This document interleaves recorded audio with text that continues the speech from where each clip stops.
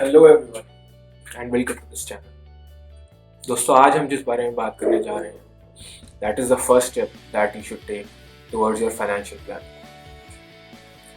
This video is most important for those who are in their early 20s or who have just started earning, but it is something that each and every earning individual should have for their families. Most of the people aren't even aware of this, and those who are, they don't even consider this as an investment. So let me clear it up. This is not an investment for yourself, but this is an investment for your family or your dependents' financial future and their security. So, what I mean by that is, if something happens to you, something unforeseen happens, or you're not there anymore to support your family, then this is a corpus or a cover which will help your family to continue living the same lifestyle that they are living right now. So this is called term life insurance. So we can break it up into different parts. So term, that means a time period. Term life means a time period in your life. So this insurance you can take up for maybe 20 years, for 40 years, or maybe till you turn 99 years of age. And if you turn 99 years of age. And then comes insurance. So what it basically is, it is a coverage amount that your family or the nominee or the dependent that you choose as the nominee will receive, or they can claim it if you are no more. So बहुत सारे लोग ऐसा बोलते हैं कि तुम मरने की तैयारी क्यों कर रहे हो और ऐसा क्यों सोच रहे हो, तुम तो अभी सिर्फ 23 साल के हो एंड तुम अभी थोड़ी मर जाओगे, और ये नेगेटिव नहीं सोचना चाहिए। बहुत सारे इमोशनल चीज़ें इसके साथ अटैच होती हैं, तो इसलिए लोग या तो उन्हें पता नहीं होता है या फिर अगर उन्हें पता भी होता है तो वो उसको नहीं लेते। इसके जैसे और भी कुछ प्लान होते हैं, एक तो टर्म लाइफ इंश्योरेंस, एक यूलिप्स, एक एंडाउमेंट प्लान, बट मैं personally term life insurance plan को प्रेफर करता हूँ। उसके क्या रीजंस हैं वो मैं एक दूसरे वीडियो में कवर करूँगा, जिसमें मैं कंपेयर करूँगा टर्म लाइफ इंश्योरेंस प्लान को यूलिप से एंड एंडाउमेंट प्लान से। तो दोस्तों, टर्म लाइफ इंश्योरेंस प्लान लेना काफ़ी सिंपल है, इसमें कोई हैसल की बात नहीं। आप पॉलिसी बाज़ार पर जाकर कंपेयर कर सकते हैं अलग अलग टर्म इंश्योरेंस प्लान्स को। एंड मैं किसी को प्रमोट नहीं कर रहा हूँ, ये वीडियो किसी से भी स्पॉन्सर्ड नहीं है, ना पॉलिसी बाज़ार ना किसी और से। या तो आप पॉलिसी बाज़ार पे जाके कंपेयर कर सकते हैं टर्म लाइफ इंश्योरेंस प्लान्स, या फिर आप इंडिविजुअल वेबसाइट्स पर जाकर, फॉर एग्जांपल HDFC की वेबसाइट पर जाकर उसके प्लान के बारे में पढ़ सकते हैं, ब्रोशर डाउनलोड कर सकते हैं। सिमिलरली ICICI पर जा सकते हैं या किसी भी और कंपनी के प्लान के पास जा सकते हैं।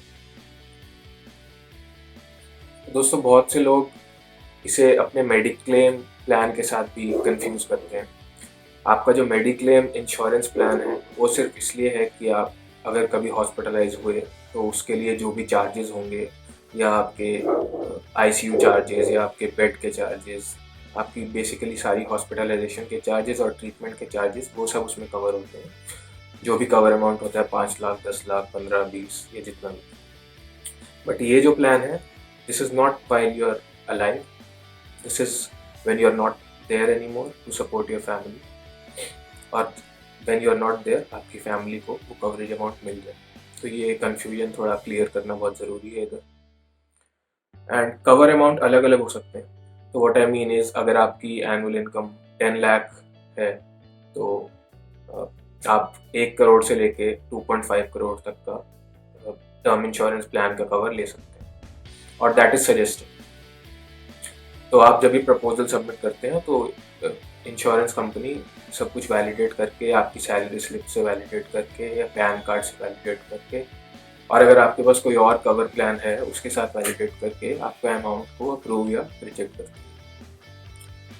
तो दोस्तों, एक रीज़न मैंने ये इसलिए क्यों बोला कि आपको ये जितने यंग हैं उतना जल्दी जब आप अर्निंग स्टार्ट कर दें तभी आपको ये प्लान ले लेना चाहिए। उसका रीज़न ये है कि जितने यंग आप होते हैं, पहली चीज़ आपकी जो मेडिकल रिपोर्ट्स हैं वो ऑलमोस्ट नियर टू परफेक्ट होंगी, अगर आपको कुछ और नहीं हो। दूसरी चीज़, आपका जो प्रीमियम आएगा, जो आपको इस प्लान के लिए पे करना होता है हर मंथ, वो काफ़ी लो आएगा अगर आप यंग हैं तो। जैसे जैसे आपकी एज बढ़ती जाएगी, जैसे जैसे आप अपने 30s में जाएंगे, 40s में जाएंगे, तो जो प्रीमियम आप मंथली पे करेंगे इस प्लान के लिए, उसका अमाउंट भी इंक्रीज होता रहेगा। तो इसलिए रिकमेंडेड है कि आप जितने यंग एज में इसको लें उतना आपके लिए बेटर है। तो दोस्तों एक क्वेश्चन आता है कि इस प्लान में क्या क्या कवर होता है।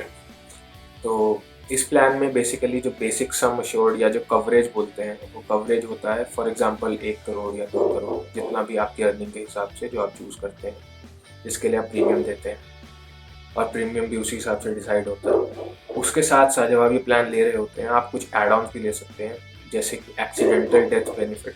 तो फॉर एग्जांपल आपकी डेथ अगर एक्सीडेंट के थ्रू होती है तो उसके लिए भी वो कवर अमाउंट आपको आपकी फैमिली को मिलेगा या नॉमिनी को मिलेगा। कुछ प्लान्स में ये ऑलरेडी जो कवर अमाउंट है उसमें इंक्लूडेड होता है, कुछ में आपको एडिशनली लेना पड़ता है, तो उसके हिसाब से आपका प्रीमियम थोड़ा सा बढ़ जाता है हर महीने के लिए। एंड एक और चीज़ जो होती है वो क्रिटिकल इलनेस बेनिफिट होती है। तो फॉर एग्जांपल आपको कुछ ऐसी इलनेस डायग्नोज होती है जो काफ़ी सिवियर सिचुएशन में है इस वक्त या सिवियर स्टेज में है, तो आपको जैसे ही वो डायग्नोज होगी आपको इंश्योरेंस कंपनी 20 लाख या 30 लाख जितना भी आप डिसाइड करेंगे अमाउंट उतना आपको मिल जाएगा जैसे ही वो इलनेस डायग्नोज होती है। और एक और चीज़ जो होती है वो डिसेबिलिटी बेनिफिट होता है, जिसमें बेसिकली अगर आप किसी तरह से फिजिकली डिसेबल्ड हो गए तो आप बेसिकली अपनी फैमिली को सपोर्ट नहीं कर पाएंगे फाइनेंशियली और आप काम नहीं कर पा रहे हैं, उस केस में इंश्योरेंस कंपनी आपको एक अमाउंट मंथली बेसिस पे या ईयरली बेसिस पे प्रोवाइड करेगी। ये भी एक ऑप्शन होता है कुछ प्लान्स में, not in all but in कुछ प्लान्स में, तो आप इसको भी अवेल कर सकते हैं। जितने एड ऑन फीचर्स आप लेंगे उसी हिसाब से आपका जो प्रीमियम अमाउंट होगा हर मंथ जो आप इंश्योरेंस कंपनी को देंगे वो वेरी करेगा। एक और चीज़ जो इसमें होती है वो कि आप जो प्रीमियम पे करने की जो टेन्योर है उसको आप डिसाइड कर सकते हैं। तो जैसे जस्ट फॉर एन एग्जांपल अगर मैंने 2 करोड़ का कवरेज प्लान लिया है और ये सब बेनिफिट्स के साथ, तो मेरा जो प्रीमियम है मान लीजिए 6,000 रुपये आता है महीने का 23 ईयर्स ऑफ एज पर, एंड मैं डिसाइड कर सकता हूँ कि मुझे प्रीमियम सिर्फ 10 साल तक पे करना है, 12 साल तक पे करना है, या फिर 60 ईयर्स का जब तक मैं नहीं होता तब तक पे करना है, या फिर हमेशा के लिए पे करना है। तो इसमें फ़र्क क्या होता है कि अगर आप ज़्यादा लंबे टेन्योर के लिए प्रीमियम पे करने का चूज़ करते हैं तो आपका प्रीमियम का अमाउंट थोड़ा कम होता है। अगर आप सिर्फ 10 साल पे करना चाहते हैं तो आपका प्रीमियम हर मंथ थोड़ा सा बढ़ जाएगा, उस हिसाब से वो वेरी करता है। तो आपको कैलकुलेट करके उसी हिसाब से देखना है कि आप कब तक प्रीमियम पे करना चाहते हैं। हर प्लान के लिए वो डिसीजन आपका अलग हो सकता है, और टोटल प्रीमियम आप कितना दे चुके होंगे उस टाइम तक उस बात का भी आपको ध्यान रखना चाहिए। अगर आपको लगता है कि अगर आप कम टर्म ऑफ प्रीमियम चूज़ कर रहे हैं, जैसे कि मान लीजिए आपने चूज़ किया कि आप सिर्फ 10 साल तक ही प्रीमियम पे करेंगे हर मंथ और उसका अमाउंट 6,000 आ रहा है, और आपने दूसरा ऑप्शन ये है कि अगर आप जब तक आप 60 साल के नहीं होते तब तक आप प्रीमियम पे करेंगे और उसका अमाउंट 3,000 आ रहा है, तो आप टोटल कैलकुलेट कीजिए कितना प्रीमियम आपका टोटल जा रहा होगा, किस में ज़्यादा जा रहा होगा, किस में कम। दूसरी चीज़ ये भी है जो हम ध्यान नहीं देते, वो ये कि अगर आप स्टार्टिंग में ज़्यादा प्रीमियम साथ में दे रहे हैं, मान लीजिए आप 3,000 की जगह 6,000 दे रहे हैं सिर्फ 10 साल के लिए, लेकिन वो 6,000 की जगह अगर आप 3,000 ही दे रहे होते तो जो 3,000 बच रहा था उसको आप कहीं और इन्वेस्ट भी कर सकते, जिससे आपको ज़्यादा रिटर्न भी मिलता। तो इस बात का आपको ध्यान रखना चाहिए जब आपको डिसाइड करना है कि कितने साल तक आपको प्रीमियम पे करना है। एक बहुत अच्छी चीज़ जो गवर्नमेंट ऑफ इंडिया की तरफ से ये है कि जो रेगुलेटरी अथॉरिटी जो इसको रेगुलेट करती है, IRDA, उसके अकॉर्डिंग, उसमें जो रूल्स हैं उसके अकॉर्डिंग, अगर आपने या किसी ने भी 3 साल तक टर्म इंश्योरेंस प्लान का प्रीमियम पे किया है तो उसके बाद अगर आपका कोई भी क्लेम आता है उसको वो रिजेक्ट नहीं कर सकते किसी भी ग्राउंड पर। तो ये काफ़ी कंज्यूमर्स के लिए काफ़ी अच्छा रूल है मेरे हिसाब से। लेकिन आप ध्यान रखें जब आप अप्लाई कर रहे हो तो जो एप्लीकेशन फॉर्म है या जो आपका प्रपोजल है उसमें आप कुछ भी फॉल्स इन्फॉर्मेशन ना दें, क्योंकि अगर फ्रॉड डिटेक्ट होता है 3 साल के अंदर अंदर तक तो जो इंश्योरेंस कंपनी है वो आपका जो पॉलिसी है उसको नलीफाई कर सकती है, नल वॉइड कर सकती है, और आपको फिर आपका कवर पूरा का पूरा चला जाएगा। तो वो पॉलिसी एग्जिस्ट नहीं करेगी उसके बाद से। इस बात का ध्यान रखें। तो दोस्तों, अब मैं अपना रिकमेंडेशन आपको दूंगा। मेरा रिकमेंडेशन होगा HDFC लाइफ का 3D लाइफ ऑप्शन या 3D लाइफ प्लस ऑप्शन।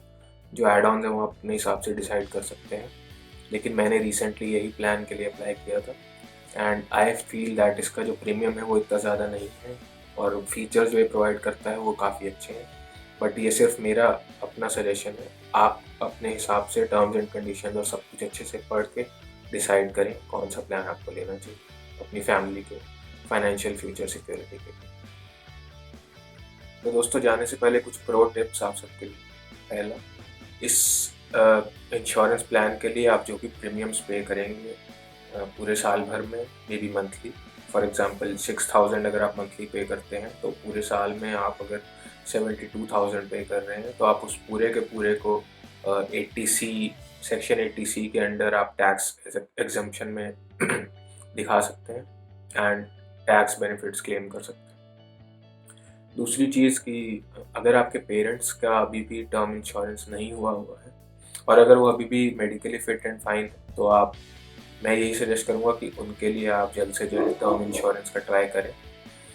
हो सकता है प्रीमियम थोड़ा ज़्यादा हो, लेकिन उनकी एज अगर 40s या 50s में है तो यूजुअली उनका टर्म इंश्योरेंस प्लान एक्सेप्ट हो सकता है। तो मैं ये सजेस्ट करूँगा कि आप उनके लिए टर्म इंश्योरेंस प्लान देखें और ट्राई ज़रूर करें।